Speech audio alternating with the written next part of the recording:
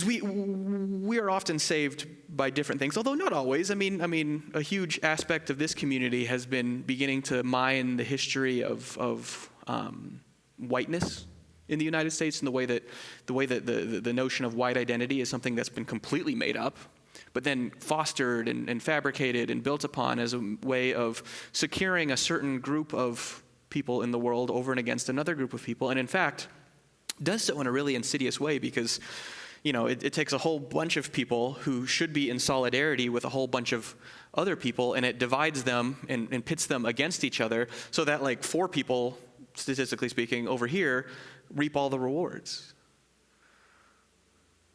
But identity isn't the only thing that we cling to. We cling to vocation. We cling to status. We cling to experience, aptitude and ability, education. Instagram, the whole thing of Instagram, and I guess like TikTok now, not really my scene, but most of social media is a form of, it's almost like a digital temple. Like we don't need physical temples anymore because we have digital temples where we pay homage to our idols. And most of those idols are images, they're pictures, they're representations of the kind of life that we want to project into the world that we are leading or imagine ourselves leading in order to feel secure. Because if we stop and think about it, most of us don't feel secure. There might be fleeting moments where some sense of consistency, some sense of stability maybe sort of breaks forth. Many of us might have a stable job, a decent family situation.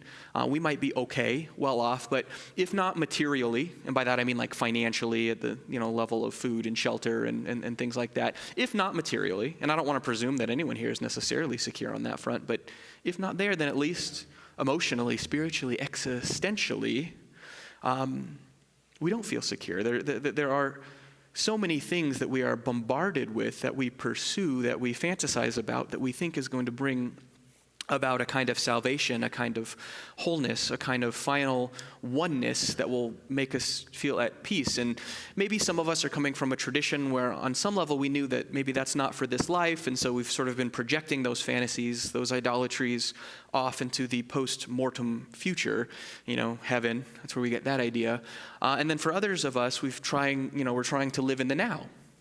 Heaven, that was a weird fairy tale from my conservative theological days. Now I'm more focused on, athleisure, or things like that. I don't know, that's just guessing for some of you.